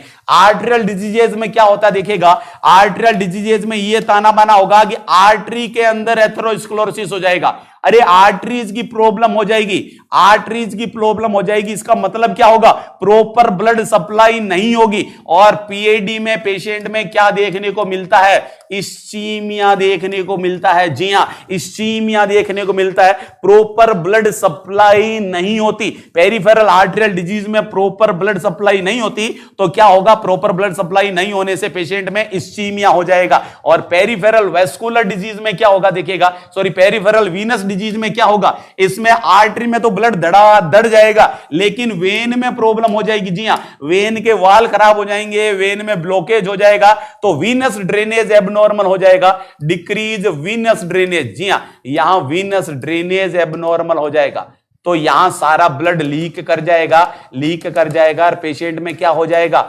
एडिमा आ जाएगा, स्वेलिंग आ जाएगी, ब्लड लौट के नहीं आना वीनस प्रॉब्लम होती है और ब्लड सप्लाई नहीं होना आर्टेरियल डिजीज होती है। बिल्कुल सही जा रहे भैया जी, क्या बात है। पेरिफेरल आर्टेरियल डिजीज में क्या होगा, आप देखिएगा, अगर किसी वजह से अगर मान लीजिए एक पेशेंट है पेरिफेरल आर्टेरियल डिजीज का, पहले से ही ब्लॉकेज है, पहले से ही ब्लड सप्लाई प्रॉपर नहीं हो रही थी, अब अगर ये बंदा एक्सरसाइज करेगा, सपोज ये बंदा कर रहा है लेग की, क्या कर रहा है, एक्सरसाइज कर रहा है, अगर एक्सरसाइज कर रहा है तो बताइए O2 डिमांड कम या O2 डिमांड ज्यादा, सर O2 डिमांड तो बहुत ही ज्यादा होगी, O2 डिमांड ज्यादा होगी तो बताइए ब्लड सप्लाई कम या ब्लड सप्लाई ज्यादा, ब्लड सप्लाई तो ज्यादा होनी चाहिए लेकिन ज्यादा ब्लड आ रहा है या कम ब्लड आ रहा है, कम ब्लड आ रहा है, इस्चीमिया हो जाएगा, एनएरोबिक रेस्पिरेशन होगा, प्रॉपर ब्लड सप्लाई नहीं होगा तो एनएरोबिक रेस्पिरेशन होगा, कौन सा एसिड जम जाएगा, लैक्टिक एसिड पैदा हो जाएगा और वही बात है, पेशेंट को क्या होने लग जाएगा, जबरदस्त पेन होने लग जाता है। जी हां, पेरिफेरल आर्टेरियल डिजीज में पेशेंट को पेन होने लग जाता है, कब होने लग जाता है, जब बंदा एक्सरसाइज करता है, रेस्ट करता है उस समय नहीं है, रेस्ट करते समय तो कम ब्लड चाहिए, कम ब्लड तो चला जाएगा, लेकिन एक्सरसाइज के समय ज्यादा ब्लड चाहिए, ज्यादा ब्लड नहीं आएगा, एनएरोबिक रेस्पिरेशन होगा, लैक्टिक एसिड पैदा होगा और पेन हो जाएगा। इसी घटना को किस नाम से जानते हैं, इसी घटना को इंटरमिटेंट क्लाउडिकेशन बोला जाता है। बिल्कुल बेटा जी याद रखिएगा, इंटरमिटेंट क्लाउडिकेशन क्या होता है, it is the pain which is occurred due to increase demand of oxygen, increase demand of blood during exercise. बिल्कुल चलेगा, when walking intermittent claudication not relieved, चलेगा, बिल्कुल वेरी गुड, क्या बात है, एंड रिलीव व्हेन रेस्ट, बिल्कुल सही कह रहे, जब काम लेगा तो पेन होगा, जब काम नहीं लेगा तो पतली सी आर्टरी में से ही खून जाएगा तो काम चल जाएगा, तो रेस्ट पे दर्द नहीं होता, काम करने पे दर्द होता है। अब आप इस क्वेश्चन का जवाब दे सकते हैं, शाबाश, फटाफट जवाब दीजिएगा कि राइट आंसर क्या होगा, जवाब आने दीजिएगा कि पेशेंट को चेस्ट पेन होगा, पेशेंट को चेस्ट पेन होगा जो डल होगा और हार्ट बर्न की तरह फील होगा, पेशेंट को लेग में पेन होगा जो शार्प होगा और एक्सरसाइज के साथ होगा, चेस्ट पेन होगा जो सडन होगा और एक्सर्शन के साथ होगा, लेग पेन होगा जो एक ही होगा और पेशेंट जैसे जैसे दिन प्रोग्रेस करता जाएगा वर्स होता जाएगा। चलेगा, फटाफट जवाब दीजिएगा कि राइट आंसर क्या होगा, ए होगा। थैंक यू पूजा बेटा जी, थैंक यू। चलेगा, फटाफट जवाब आने दीजिएगा, ए होगा, बी होगा, सी होगा या डी होगा। देखते हैं कि ऊंट किस करवट बैठेगा, राइट आंसर क्या होगा, फटाफट जवाब आने दीजिएगा। शाबाश भैया जी, शाबाश।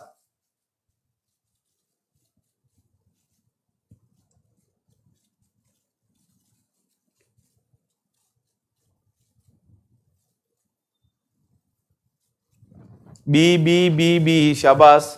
तन्वी यादव बीबी के फेवर में, बिल्कुल सही जा रहे भैया जी। हाथ पांव में होने वाली प्रॉब्लम होती है, जी हाँ, हाथ और पैरों में होने वाली प्रॉब्लम होती है डियर, हाथ और पैरों में होने वाली प्रॉब्लम होती है, क्लियर है जी। जो बहुत शार्प पेन होता है, बहुत तेज होता है और खासकर कब होता है, एक्सरसाइज के समय होता है, रेस्ट के समय दूर हो जाता है, रेस्ट के समय दूर हो जाता है, एक्सरसाइज से पेन बढ़ जाता है। बिल्कुल सही जा रहे हैं, बी राइट आंसर, क्या बात है, बिल्कुल आप ये फीलिंग्स को समझ गए। एग्जाम्पल बताइएगा बेटा जी, मेरे को एग्जाम्पल बताइएगा। दो बीमारी बताइए पेरिफेरल वेस्कुलर डिजीज में, एक पेरिफेरल आर्टेरियल डिजीज होगी और दूसरी पेरिफेरल वीनस डिजीज होगी। सबसे इंपॉर्टेंट पेरिफेरल आर्टेरियल डिजीज होती है, इसके एग्जाम्पल शेयर कीजिएगा, इसके एग्जाम्पल शेयर कीजिएगा बेटा जी। कौन कौन से एग्जाम्पल आप जानते हैं, फटाफट बोलिएगा। सबसे पहले देखिएगा, सबसे पहले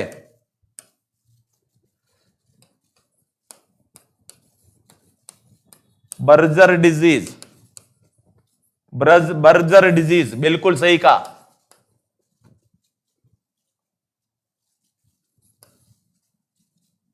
राइनोड्स या Raynaud's, Raynaud's disease, Reynolds phenomena. हमेशा याद रखिएगा ये सारी पेरिफेरल आर्टेरियल डिजीज होती है। बर्जर डिजीज हुई, रेनॉल्ड्स डिजीज हुई, रेनॉल्ड्स फिनोमिना हुई बेटा जी, thoracic outlet syndrome, thoracic outlet syndrome, thoracic outlet syndrome. Clear है? कंसेप्ट को क्लियर करके चलेगा। और अगली देखी जाए तो आपकी subclavian steal syndrome, subclavian steal syndrome. ये सारी की सारी आर्टेरियल डिजीजेज होती है बेटा जी। बिल्कुल सही जा रहे हैं। रेसलेग लेग सिंड्रोम बिल्कुल बर्जर डिजीज है, बिल्कुल BUR बर्गर, बर्जर आ गया, चलेगा। रेनॉल्ड्स भी है, कहते हैं बर्जर कहते हैं हम तो, बिल्कुल। रश्मि चार बेटा बर्गर वाली अलग होगी बेटा जी, याद रखिएगा, बर्गर वाली अलग होगी, ये बर्जर अलग होगी, बर्गर वाली अलग डिजीज होगी, चलेगा। सर बर्गर खाने से बर्गर डिजीज होती है कि स्टीवर्ट कह रहे हैं, देखते हैं भैया कि ऐसा होता है क्या, चलेगा। फटाफट फटाफट।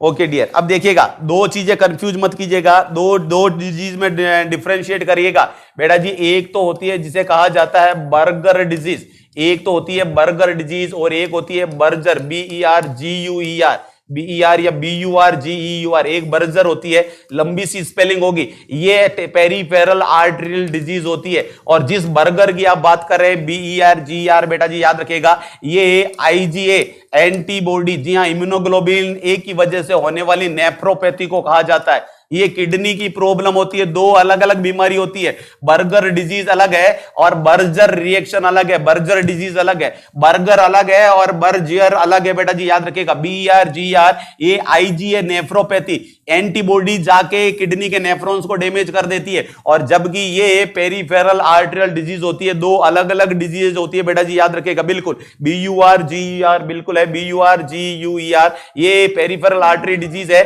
और ये IgA की वजह से होने वाली नेफ्रोपैथी है। दोनों बिल्कुल कंसेप्ट याद रखेगा। एक चीज याद रखेगा कि अभी थोड़ी देर पहले मैंने आपको कहा कि कौन कौन सी आर्टेरियल डिजीज होती है, और आर्टेरियल डिजीज कब होती है, जब आर्टरी में ब्लॉकेज आ जाए, वेसोकॉन्स्ट्रिक्शन हो जाए, आर्टरी क्लोट कर जाए। और ये कब होता है बेटा जी, जब बंदा स्मोकिंग करता है। जी हां, स्मोकिंग की वजह से कौन सी प्रॉब्लम होती है, तो जवाब आएगा PAD होती है। PAD के पेशेंट को तंबाकू छोड़ देना चाहिए। अरे स्मोकिंग नहीं, स्मोकिंग के साथ साथ तंबाकू छोड़ देना चाहिए, वह चाहे वो किसी भी वजह से आए, तंबाकू छोड़ देना चाहिए, चलेगा चलेगा। बिल्कुल ललित राजपूत हो जाते हैं भैया, फिंगर साइड ब्लैक पड़ जाती है, बिल्कुल, क्योंकि आर्टरी ब्लड सप्लाई नहीं होगी तो सारे अल्सर हो जाएंगे, ब्लैक पड़ जाएगी, बहुत सारी प्रॉब्लम्स होती है बेटा जी। 1 by 1 इन डिजीजेस के अंदर ये कंसेप्ट आते जाएंगे, लेकिन हल्का सा कंसेप्ट आपका सोल्व हो गया कि इंटरमिटेंट क्लाउडिफिकेशन किसका लक्षण होता है, तो इंटरमिटेंट क्लाउडिफिकेशन पेरिफेरल आर्टरी डिजीज का लक्षण होता है। चलेगा, एक चीज देखिएगा, एक डायग्राम हो सकेगा तो आपको एक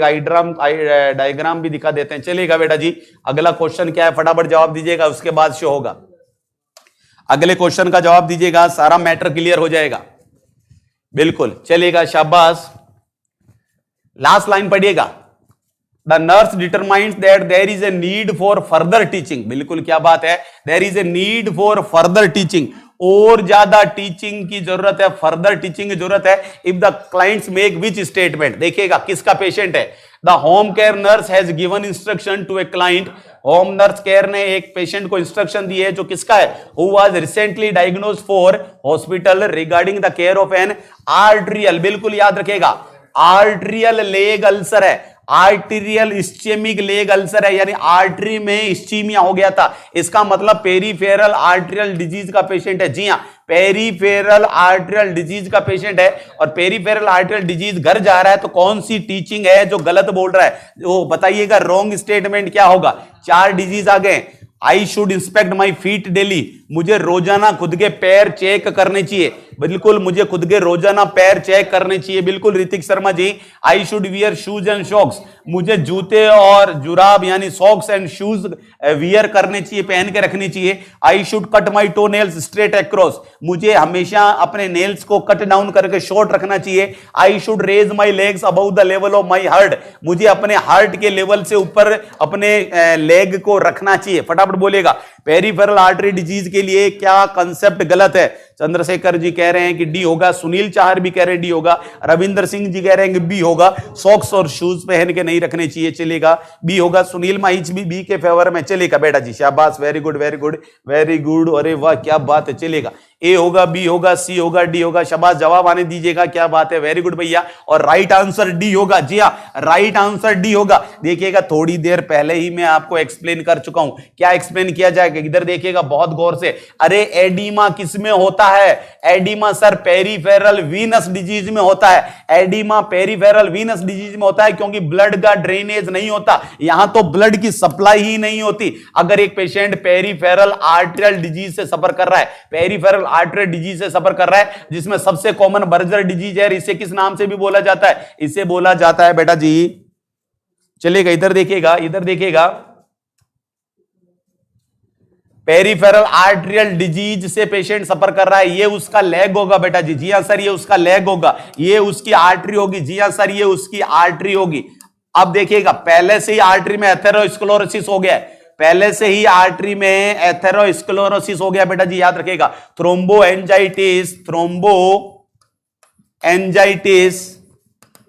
ओब्लिटेरेंस, ये दूसरा नाम है बेटा जी, बर्जर डिजीज का दूसरा नाम क्या है? थ्रोम्बोएंजाइटिस ओब्लिटेरेंस, थ्रोम्बोएंजाइटिस ओब्लिटेरेंस यानी ब्लड वेसल्स के अंदर क्लोटिंग टाइप की हो जाना और रास्ता ब्लॉक हो जाना, thromboangiitis obliterans is the another name for Buerger disease, ये बर्जर डिजीज के लिए दूसरा है बेटा जी। अब गौर से देखिएगा, अरे आर्टरी तो पहले से ही ब्लॉक थी, ब्लड पहले से ही नहीं जा रहा था, अब अगर आप इस पैर को क्या करेंगे बेटा जी? एलिवेट कर देंगे, जी हां, एलिवेट कर देंगे, ऐसे एलिवेट कर देंगे, तो पहले से ही तो ब्लड नहीं जा रहा था और ब्लड नहीं जाएगा, मामला सीवियर हो जाएगा। वीनस डिजीज में पैर को एलिवेट करना होता है, आर्टरियल डिजीज में पैर को एलिवेट नहीं करना होता, नहीं करना होता, नहीं करना होता, हमेशा याद रखिएगा। बिल्कुल पंकज जी, पहले से इस्चमिक कंडीशन है, आप और नहीं कर सकते, पैर को एलिवेट नहीं कर सकते, बिल्कुल सही जा रहे हैं बेटा जी, क्या बात है, बिल्कुल। थ्रोम्बोएंजाइटिस ओब्लिटेरेंस TBO बेटा जी, TBO होगा, थ्रोम्बोएंजाइटिस TAO, इसे कहा जाता है कौन सी बीमारी को? बर्जर डिजीज को कहा जाता है। और पैर को एलिवेट नहीं करना है, पैर को फ्लैट रखना है या डैंगलिंग रखना है, इसके लिए एक एक्सरसाइज कराई जाती है बेटा जी, इसके लिए एक एक्सरसाइज कराई जाती है, जिसे किस नाम से जाना जाता है? एल्यू बर्जर रिएक्शन के नाम से जाना है, एल्यू बर्जर एक्सरसाइज के नाम से जाना जाता है बेटा जी, एल्यू बर्जर एक्सरसाइज के नाम से जाना जाता है। क्या एक्सरसाइज होती है बेटा जी? ये देखिएगा, क्लियर, इस एक्सरसाइज से बहुत क्वेश्चन निकल के आते हैं, इस डायग्राम से क्लियर हो गया बेटा जी। एल्यू बर्जर एक्सरसाइज क्या होती है?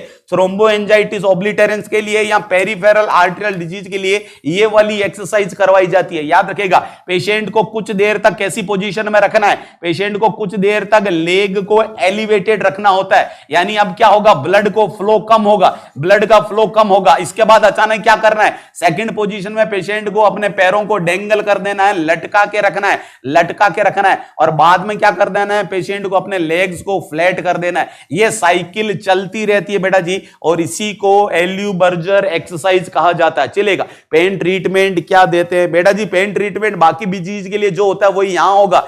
पेन तो तब होगा जब कोई अल्सर वल्सर हो जाएगा, तो जो नॉर्मल आप नॉन ओपियोइड एनाल्जेसिक देते हैं वो भी दिया जाएगा। बिल्कुल, बर्जर एलिन एक्सरसाइज बोलिएगा, एल्यू बर्जन एक्सरसाइज बोलिएगा, एलिन बर्जन एक्सरसाइज बोलिएगा, सारी एक ही चीजें होती है बेटा जी। बिल्कुल, एक कंसेप्ट याद रखेगा कि पहले क्या किया? पहले एलिवेट किया, इसके बाद डेंगल किया, और उसके बाद फ्लैट लगा। EDF याद रखेगा, EDF सीक्वेंस में एक्सरसाइज करवाई जाती है। कौन से पेशेंट को करवाई जाती है बेटा जी? चलेगा, क्या बात है, वेरी गुड राजूलाल झा जी। भैया बाद में देख लेना, ये तो पड़ी रहती है आपके पास, बाद में देख लेना, चलेगा। बिल्कुल, ओके डियर। नेक्स्ट देखिएगा, अगला क्वेश्चन क्या कह रहा है आपके सामने, पेरिफेरल आर्टरियल डिजीज का ही क्वेश्चन है, पेरिफेरल आर्टरियल डिजीज का ही क्वेश्चन है बेटा जी। देखिएगा क्या कह रहा है, a client with peripheral arterial disease, जी हां, PAD का ही पेशेंट है बेटा जी, PAD का पेशेंट है, पेरिफेरल आर्टरियल डिजीज का, has received instruction from the nurse about how to limit progression of disease. Nurse ने उसको समझा दिया अच्छे से किस प्रकार इस बीमारी को प्रोग्रेस होने से रोका जा सकता है। The nurse determines that the client needs further teaching. अरे पेशेंट को फर्दर टीचिंग देनी है, क्योंकि बावड़े ने कोई गलत चीज बोल दी। बताइए उसने कौन सी गलत चीज बोली पेशेंट ने? Option A, I need to eat a balance diet, कि अगर बीमारी को रोकना है तो मुझे बैलेंस डाइट खानी पड़ेगी। एक हीटिंग पैड लगाना पड़ेगा मुझे अपने पैर पे लेग पेन को दूर करने के लिए। मुझे अपने पैरों का खास ध्यान रखना पड़ेगा कि कहीं इंजरी ना हो जाए। और मुझे I should walk daily to increase the circulation, पैरों का सर्कुलेशन बनाने के लिए, बढ़ाने के लिए रोजाना मुझे चलना चाहिए, एक्सरसाइज करनी चाहिए। चलेगा, बिल्कुल एक रोल है, क्या बताइएगा? Very good, elevation, dangle and then flat. जी हाँ बिल्कुल शिखा गुप्ता जी। चलिएगा, एक रॉन्ग है, फटाफट बोलिएगा कौन सा रॉन्ग है। ए है, बी है, स्नेहा जी कह रहे हैं कि डी है, चंद्रशेखर जी कह रहे हैं कि डी रॉन्ग है, क्या बात है। के स्टीवर्ड कह रहे हैं सी है, रश्मि चाहर कह रहे हैं कि बी है, बी है, बी है। चलेगा, एक चीज क्लियर कर दूं बेटा जी, एक चीज हमेशा याद रखेगा कि अगर ये कोई पेशेंट है और इस पेशेंट को ये लेग था उस पेशेंट का, बिल्कुल सही कहा सर, और ये उस पेशेंट की आर्टरी थी, ये दिस वाज आर्टरी। कौन सी चीज बता रहा हूं भैया जी, ये उसकी आर्टरी होगी।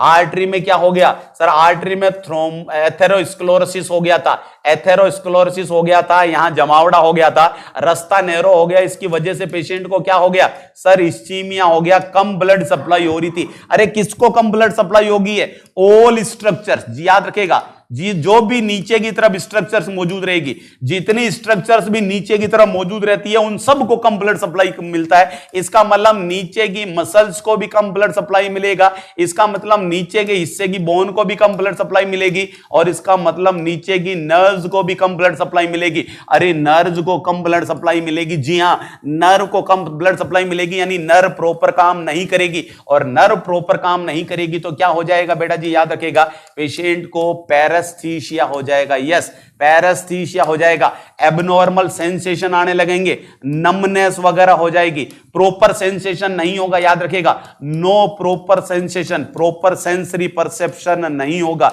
इसका मतलब क्या होगा कि आप ब्लड वेसल को डायलेट करने के लिए, आप ब्लड वेसल को पिचकाना चाहोगे कि डायलेट करना चाहिए? याद रखेगा, कोल्ड एप्लीकेशन नहीं देनी है, नो कोल्ड एप्लीकेशन, क्योंकि कोल्ड एप्लीकेशन देंगे तो ब्लड वेसल और ज्यादा पिचक जाएगी। कौन सा एप्लीकेशन देना पड़ेगा? हॉट, गलत बोल रहे हो भैया, हॉट एप्लीकेशन नहीं देना पड़ेगा, आपको वार्म एप्लीकेशन देना चाहिए। अरे गुनगुना, वार्म एप्लीकेशन देना होता है, कोल्ड एप्लीकेशन नहीं देना, हॉट एप्लीकेशन नहीं देना। हॉट यानी बिल्कुल गर्म, पेशेंट को कोई फील नहीं हो रहा कि कब मेरा पैर जलने लग गया, और हॉट एप्लीकेशन से पेशेंट की स्ट्रक्चर्स डैमेज हो सकती है। बिल्कुल बेटा जी, लॉस ऑफ सेंसेशन है, इसलिए बिल्कुल सही जा रहे हैं सुनील चार जी, इसलिए हीटिंग पैड को अवॉइड करना है, हॉट एप्लीकेशन को अवॉइड करना है। तो कौन सी दी जाएगी? वार्म एप्लीकेशन दे सकते हैं, कोल्ड नहीं देनी है, हॉट नहीं देनी है, वार्म एप्लीकेशन देनी है, ताकि ब्लड वेसल हल्की सी डायलेट हो जाए और प्रॉपर ब्लड सप्लाई हो सके। बिल्कुल कंसेप्ट को क्लियर करके चलेगा। यहां कौन सा पैड यूज कर रहा है? पेशेंट के हीटिंग पैड लगा रहा है। अरे भैया, हीटिंग पैड लगाएगा, पेशेंट को पता ही नहीं चलेगा कब जल जुला गया, पता ही नहीं चलेगा, इसलिए वार्म पैड होता तो सही होता, हीटिंग पैड नहीं देना है बेटा जी। दूसरा देखिएगा, जब तक पेशेंट का, आपने पेशेंट को सारा ट्रीटमेंट चल दिया है, ट्रीटमेंट के बाद पेशेंट को अटैक को रोकने के लिए केवल वॉक करना है, हल्का हल्का तो चलना ही पड़ेगा। बिल्कुल बेटा जी, याद रखेगा, हल्का तो चलना ही पड़ेगा। डियर, थैंक यू बेटा जी। आज के इस सेशन के लिए इतना ही। गुरु नर्सिंग एकेडमी आपसे फिर मुलाकात करेगी रात को 9 बजे। तब तक के लिए आप सभी को छोटा से ब्रेक के लिए टाटा बाय बाय।